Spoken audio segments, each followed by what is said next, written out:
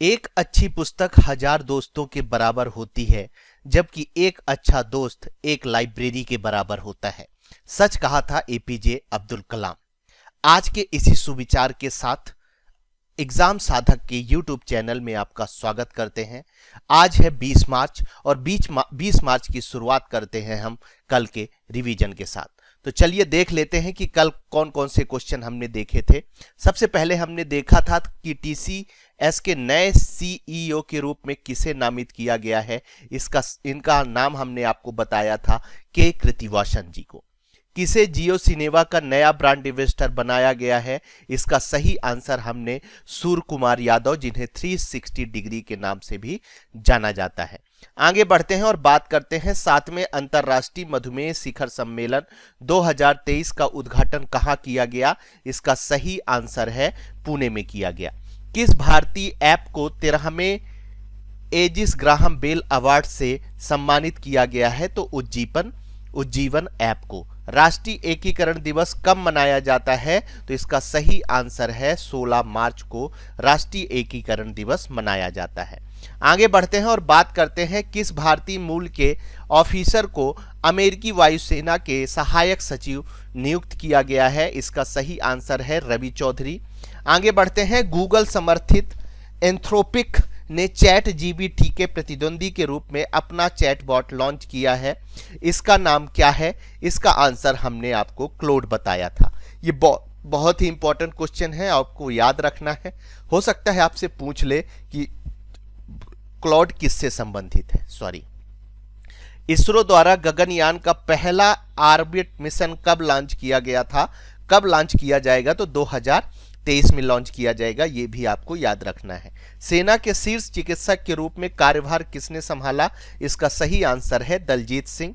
भारत ने किस देश के साथ एक संयुक्त स्मारक डाक टिकट जारी किया है। तो लक्समबर्ग के साथ किया है।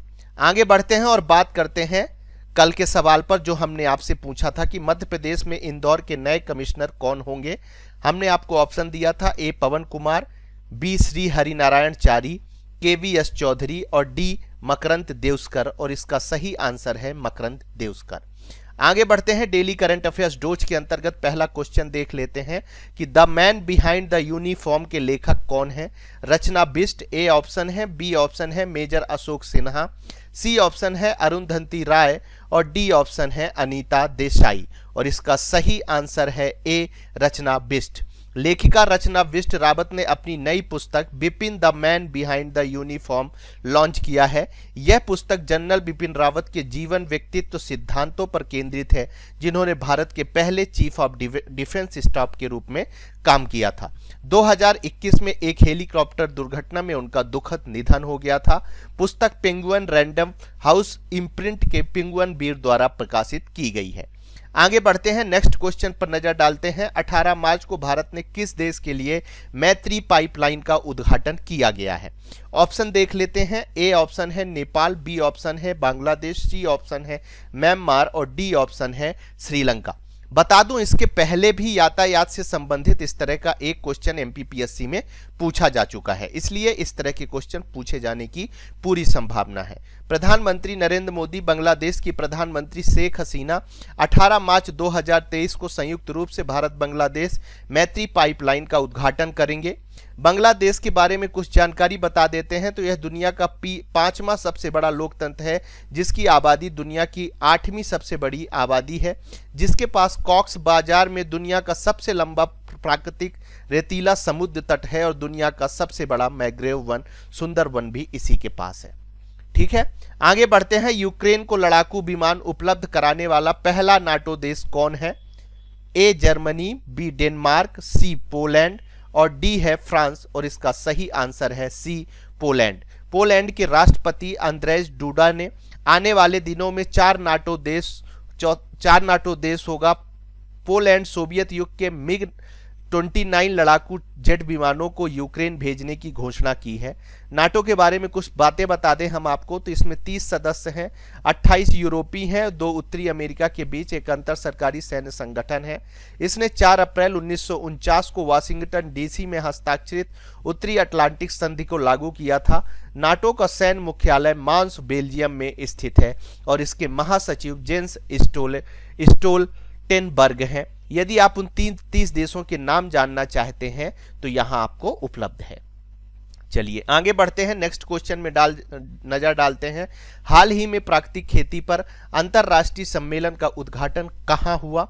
ए ऑप्शन है नोएडा, बी ऑप्शन है मणिपुर, सी ऑप्शन है हरियाणा और डी ऑप्शन है पंजाब और इसका सही आंसर है बी मणिपुर। मणिपुर की राज्यपाल सुश्री अनसुईया उइके ने 17 मार्च 2023 को मणिपुर के केंद्रीय कृषि विश्वविद्यालय में इसका उद्घाटन किया। थीम क्या था? Natural farming for revitalising environment and resilient agriculture. सम्मेलन में मणिपुर और अन्य पूर्वी राज्यों के नवोन्मेषी किसानों के प्राकृतिक कृषि उत्पादों को भी प्रदर्शित किया गया है। आगे बढ़ते हैं और बात कर लेते हैं वैश्विक आतंकवाद सूचकांक रिपोर्ट में आतंकवाद में भारत किस स्थान पर है? 10वें स्थान पर है, 11वें स्थान पर है, 12वें स्थान पर है या 13वें स्थान पर है? इसका सही आंसर है डी, 13वें स्थान पर है। अफगानिस्तान लगातार चौथे साल आतंकवाद में सबसे ज्यादा प्रभावित देश बना रहा है। वैश्विक आतंकवाद सूचकांक 2023 के 10वें संस्करण के अनुसार भारत आतंकवाद से बुरी तरह प्रभावित 25 देशों में से एक था। सूचकांक भारत 13वें स्थान पर है, जो पिछले वर्ष की तुलना में मामूली कमी के रूप में देखी जा सकती है। इसे कौन जारी करता है? तो अंतर्राष्ट्रीय संस्था institute for economics and peace के द्वारा इसे जारी किया जाता है। आगे बढ़ते हैं, नेक्स्ट क्वेश्चन पर नजर डालते हैं। तजाकिस्तान में संयुक्त राष्ट्र के रेजिडेंट कोऑर्डिनेटर के रूप में किसे नियुक्त किया गया है? इसका सही आंसर है ए ऑप्शन है आर पार्वती, बी ऑप्शन है general Harminder Kaur, C option है जे.एस. रावत और डी ऑप्शन है मयंक संधायल और इसका सही आंसर है ए आर पार्वती। भारत के कविल मदम रामास्वामी पार्वती ने तुर्की और अफगानिस्तान में WFP में प्रमुख भूमिकाओं में काम किया है। तजाकिस्तान यह मध्य एशिया में स्थित एक स्थल रुद्ध देश है। इसका राजधानी दुशानवे है। तजाकिस्तान अफगानिस्तान, उज्बेकिस्तान, किर्गिस्तान और चीन के साथ अपनी सीमा साझा करता है। तजाकिस्तान के प्रधानमंत्री कोखुर रसूल जोदा हैं। चलिए आगे बढ़ते हैं, नेक्स्ट क्वेश्चन पर नजर डालते हैं। वैश्विक पुनर्चक्रण दिवस 2023 कब मनाया गया? ऑप्शन ए है 15 मार्च, ऑप्शन बी है 17 मार्च, ऑप्शन सी है 16 मार्च और ऑप्शन डी है 18 मार्च और इसका सही आंसर है डी, 18 मार्च। रिसाइकलिंग के महत्व के बारे में जागरूकता फैलाने के लिए हर साल 18 मार्च को वैश्विक पुनर्चक्रण दिवस मनाया जाता है। इस वर्ष 6वां वैश्विक पुनर्चक्रण दिवस मनाया गया। वैश्विक पुनर्चक्रण दिवस 2023 की थीम क्रिएटिव इनोवेशन है। 2018 में पहला वैश्विक पुनर्चक्रण दिवस मनाया गया। पृथ्वी पर हमारे जीवन को जीने के लिए 6 संसाधन महत्वपूर्ण हैं, जो कौन कौन से हैं? जल, वायु, तेल, प्राकृतिक गैस, कोयला और खनिज। आगे बढ़ते हैं और बात कर लेते हैं नेक्स्ट क्वेश्चन की। एशियाई शेरों के लिए दूसरे घर के रूप में किस स्थान को प्रस्तावित किया गया है? ए ऑप्शन है नारायण सरोवर अभयारण्य, बी ऑप्शन है कच्छ वन्यजीव अभयारण्य, सी ऑप्शन है बरदा हिल्स अभयारण्य और डी ऑप्शन है नल सरोवर अभयारण्य और इनमें से सही आंसर है बरदा हिल्स अभयारण्य। गुजरात के बरदा हिल्स अभयारण्य को एशियाई शेरों के लिए दूसरे घर के रूप में प्रस्तावित किया गया है। गिर राष्ट्रीय उद्यान से 40 शेरों को स्थानांतरित किया जाएगा। बहुत ही इंपॉर्टेंट क्वेश्चन है, आपको याद रखना है। Lion at 2047 a vision for Amritkaal नामक एक रिपोर्ट के अनुसार इसे लागू किया जाएगा। वन्य जीव अभयारण्य हिंगोलगढ़ प्रकृति शिक्षा अभयारण्य है। वन्य जीव अभयारण्य हिंगोलगढ़ प्रकृति शिक्षा अभयारण्य रामपरा है। चलिए आगे बढ़ते हैं और बात कर लेते हैं ईरानी कप 2023 की किसने जीता? ए ऑप्शन है मध्य प्रदेश, बी ऑप्शन है कर्नाटका, सी ऑप्शन है मुंबई और डी ऑप्शन है शेष भारत और इसका सही आंसर है सी, शेष भारत। फाइनल 1 मार्च से 5 मार्च 2023 तक कैप्टन रूप सिंह स्टेडियम ग्वालियर मध्य प्रदेश में आयोजित किया जाएगा। मध्य प्रदेश 2021-22 रणजी ट्रॉफी को हराकर ईरानी कप 2022-23 जीता है। ईरानी कप हर साल रणजी ट्रॉफी चैंपियंस और शेष भारतीय टीम के बीच खेला जाता है। Man of the match SSV Bhupendra Jaiswal को दिया गया है। आगे बढ़ते हैं और नेक्स्ट क्वेश्चन पर नजर डालते हैं। टाइम पत्रिका 2023 दुनिया के महानतम स्थानों की सूची में भारत के कितने स्थान शामिल हैं? ए ऑप्शन है 1, बी ऑप्शन है 2, सी ऑप्शन है 3 और डी ऑप्शन है 4 और इनका सही ऑप्शन है 2 स्थान। 2023 की दुनिया के महानतम स्थानों की सूची में 2 भारतीय स्थान शामिल किए गए हैं। पहला है मयूरभंज उड़ीसा और लद्दाख, जो अपने खतरे में पड़े बागों और ऐतिहासिक मंदिरों के लिए चयनित हुए हैं।